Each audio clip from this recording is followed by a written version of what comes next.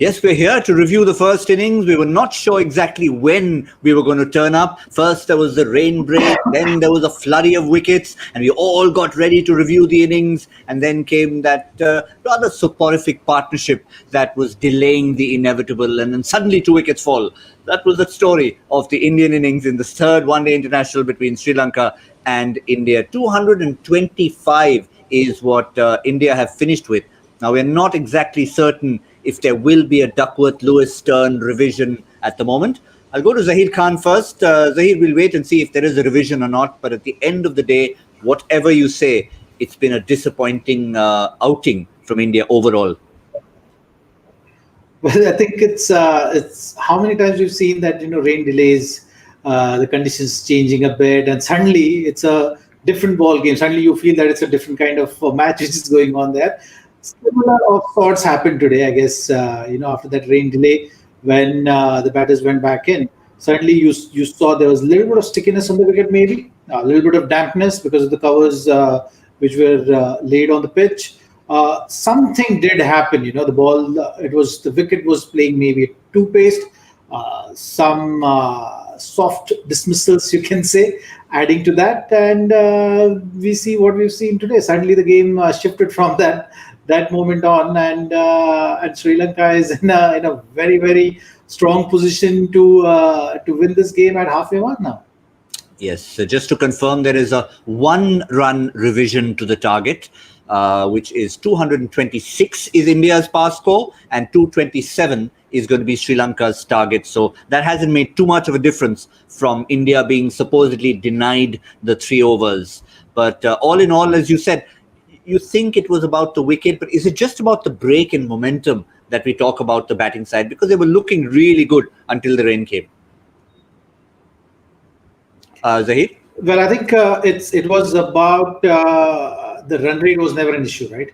the run rate which Indian batters were batting at, going 6+ comfortably, and as because of the rain delay, maybe the wicket changed, and that quick adaptation, before you could analyze that, okay, this is what we need to do now. I know, maybe shift gear, assess the conditions, and revisit the target on this kind of surface. Before that could happen, I think suddenly they got caught up. Those couple of wickets in succession kind of didn't help the cause, and here we are. So I think it was that combination where they wanted to keep the tempo going, but maybe the conditions had changed, and Sri Lankan bowlers getting advantage of that. Yeah, it seems a long time ago, Harsha, that Shikhar Dhawan won the toss, almost celebrated winning the toss, decided to bat first. And if you had given Sri Lanka 225 at the start, they would have just taken it and locked it in a vault. I mean, at one point, India was scoring 6.5 and over. At the 32 over mark, India was 6 and over. And look at what followed thereafter. Now in 47 overs, 5 and over is 235. Sri Lanka actually have to score less than 5 and over, having for 2/3 of the innings almost conceded 6 and over. That just tells you how quickly things changed. I thought we saw some of the most attractive, breathtaking stroke play, but the difference between a Virat Kohli and a Rohit Sharma and here is that those two, when they're set like that, go and make it 100. There's a reason Virat Kohli and Rohit Sharma are white ball legends. I'm not going further back to the Gangulys, Tendulkar, Sehwags and the others. But those two, one of them would have made it 100. Now we got 3 very pretty 40s. It's like you hang them up in an art gallery. 3 very, very pretty 40s. But at the end, it's a subpar total. And I think somewhere, people like Prithvi Shaw, Surya Kumar Yadav, they've got to realize, man, the world is at their feet. They are in such good form. The world is at their feet. They've now got to make this count, because who knows when this kind of form, if this kind of form will last for so long. So by 32 overs, we're starting to block. Can you imagine? I mean, it was just 2 different games. And if those 3 40s were put in an art gallery, Zaheer, we also had to add a couple of little sketches from Hardik Pandya and Manish Pandey, both of whom had a chance, a blank canvas in front of them. It was their game to do what they wanted. Correct. But I think the way I'm looking at this game, you have to just kind of wait till the time game is finished and see how the second innings evolve. because this game at the moment can be divided into two parts. Of a wicket which was playing in a certain manner up to a certain point, and that's why you're seeing those kind of runs being scored. So all these things have happened pre the rain delay, and post the rain delay, the surface has changed. So we'll have to wait and see actually how the second inning goes on this. At times you have to just kind of wait for both the teams to play on the same surface to decide. So I'm actually curious to see post the rain delay how the wicket has been playing, and whether actually there was enough in the wicket that changed this course of this game. So I'm looking forward to this next inning to just make my judgment on that. Maybe in the post show we'll be able to better analyze this game.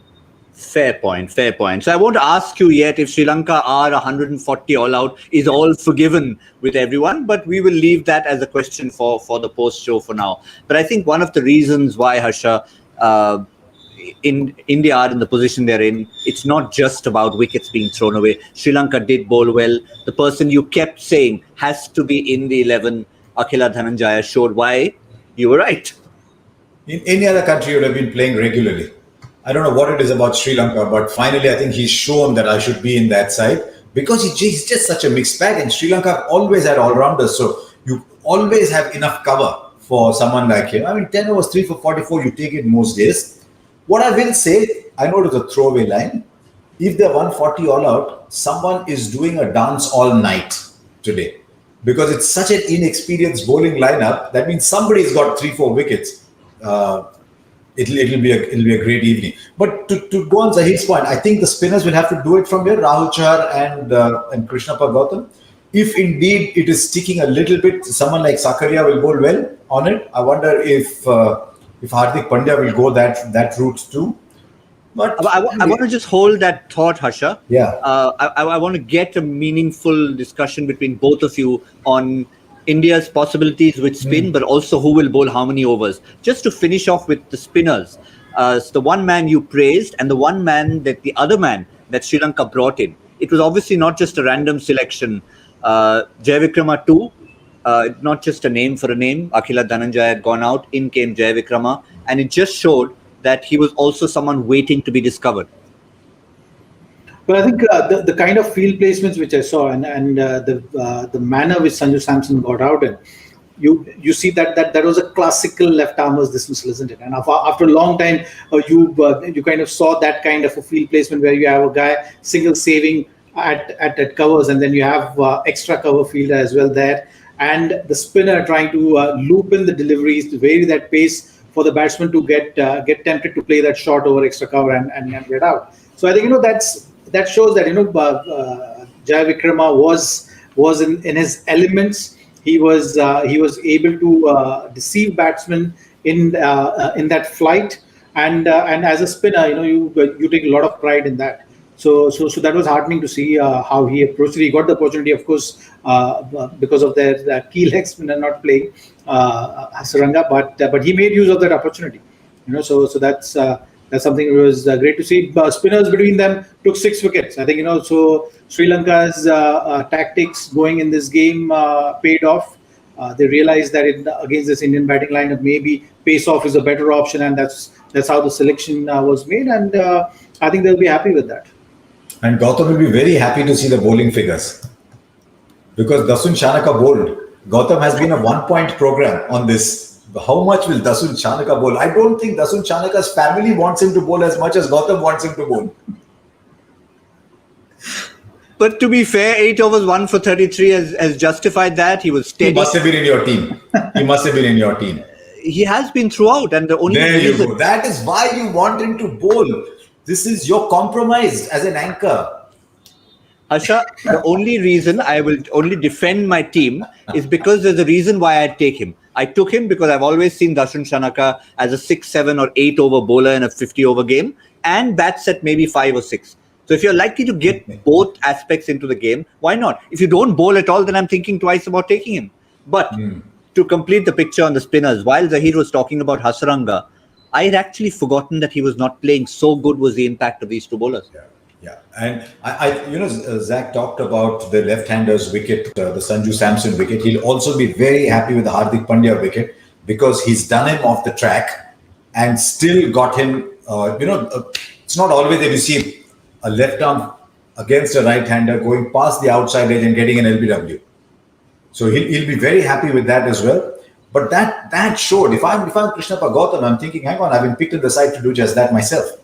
So let's see how they go. But those two spinners bowled beautifully. There's no doubt at all. They really bowled well. I mean, at some point, you'd have thought maybe Dhananjay De Silva might have bowled a little bit, but there's enough there for everybody.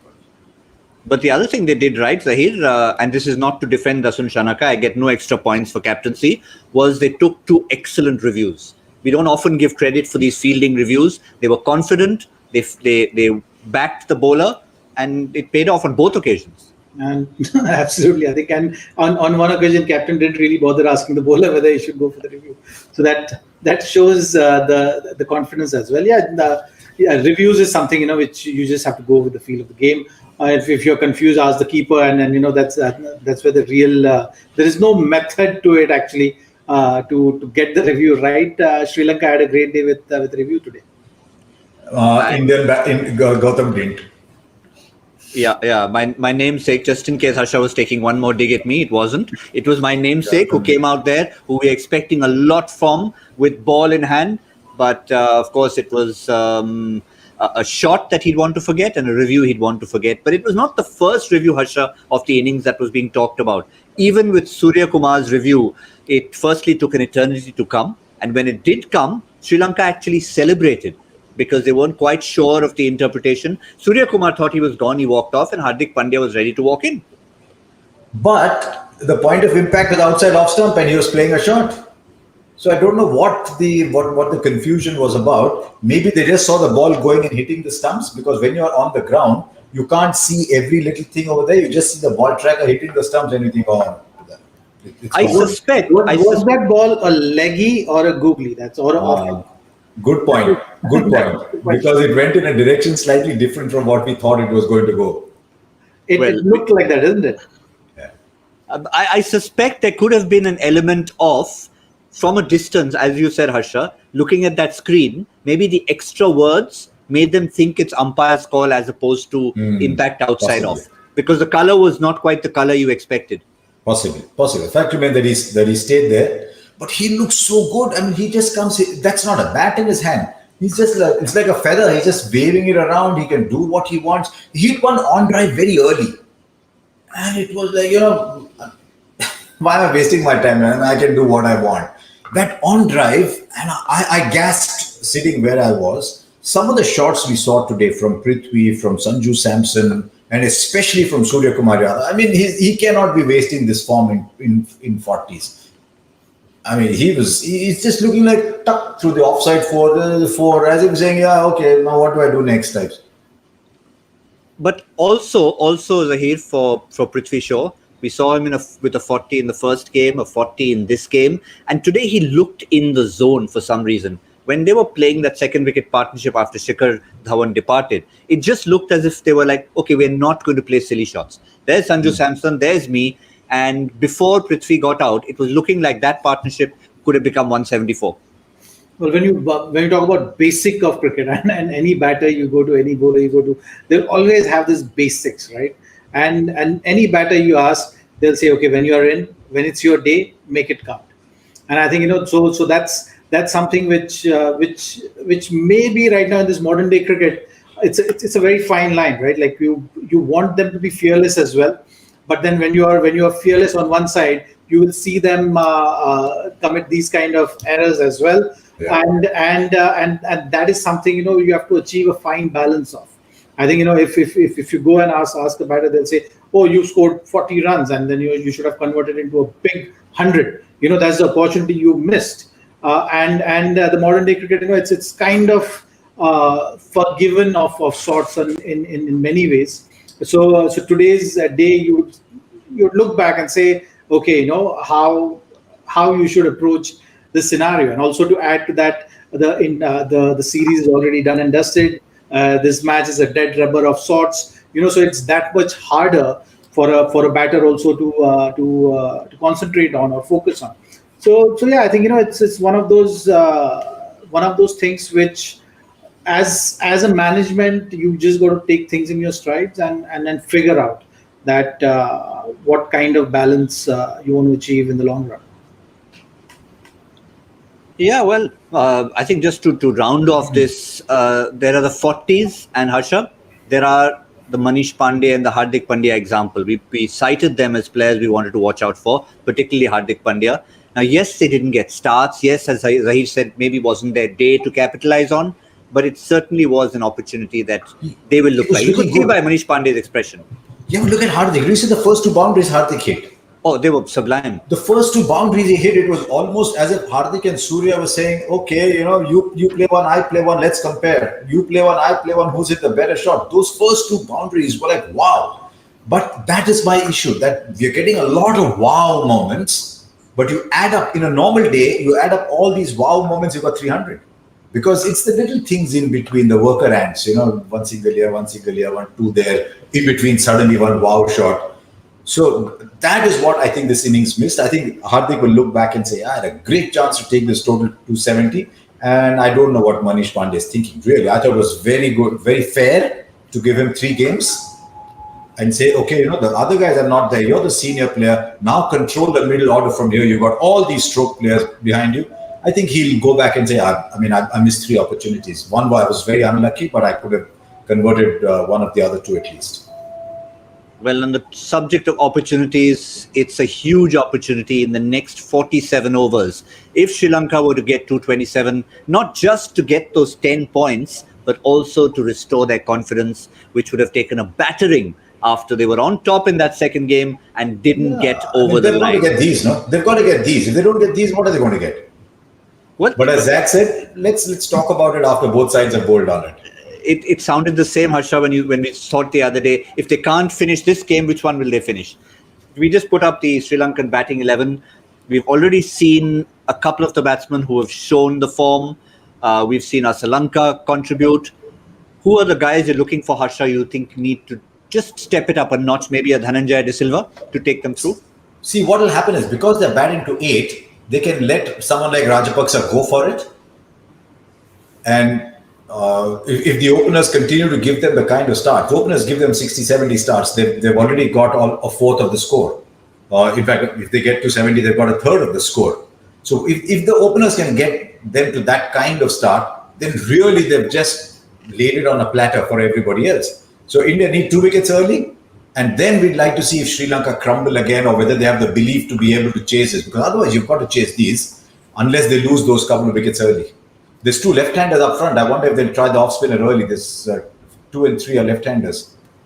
Yeah, in the power play, Krishnappa Gautam. A quick look at the Super League standings to see what will happen if Sri Lanka were to get the 227. Remember, that's the revised target, revised by just 1 run.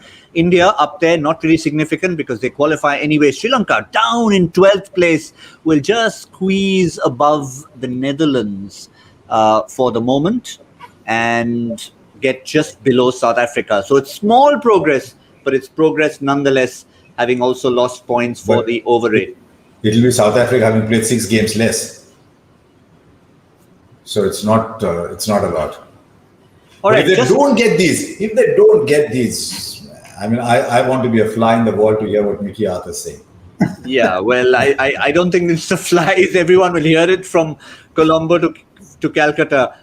But we're not going to talk about our predictions. We maybe, because we got it so wrong, we'll talk about power play prediction for Sri Lanka chasing this. But before that, very quickly, Zaheer, who do you see as the main bowler who will come in to sort of garnish this innings? Because we know Hardik Pandya is probably not going to bowl 10 overs.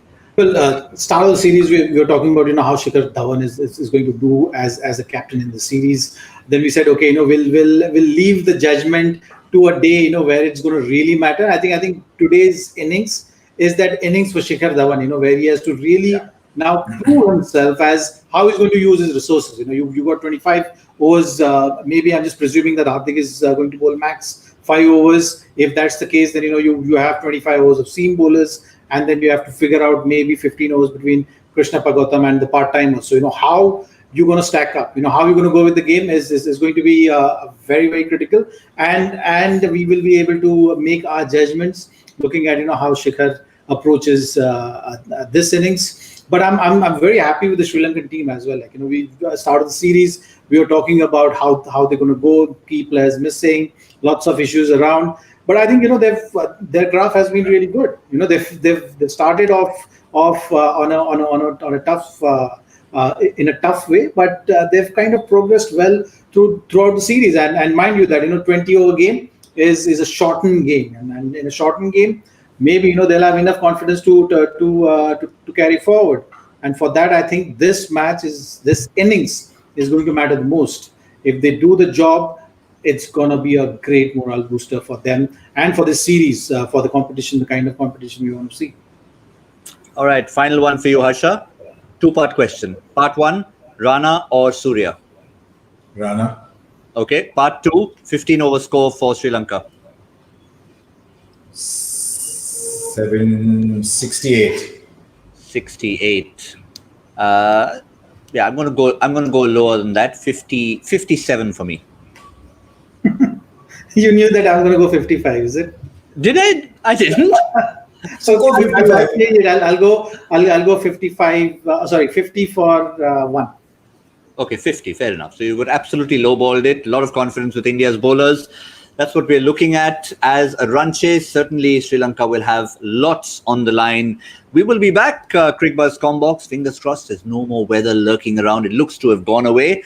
15th over. Cricbuzz Combox will be back to see just whose prediction comes true. That's all from Cricbuzz Live, from Zaheer Khan, Harsha Bhogle, and myself.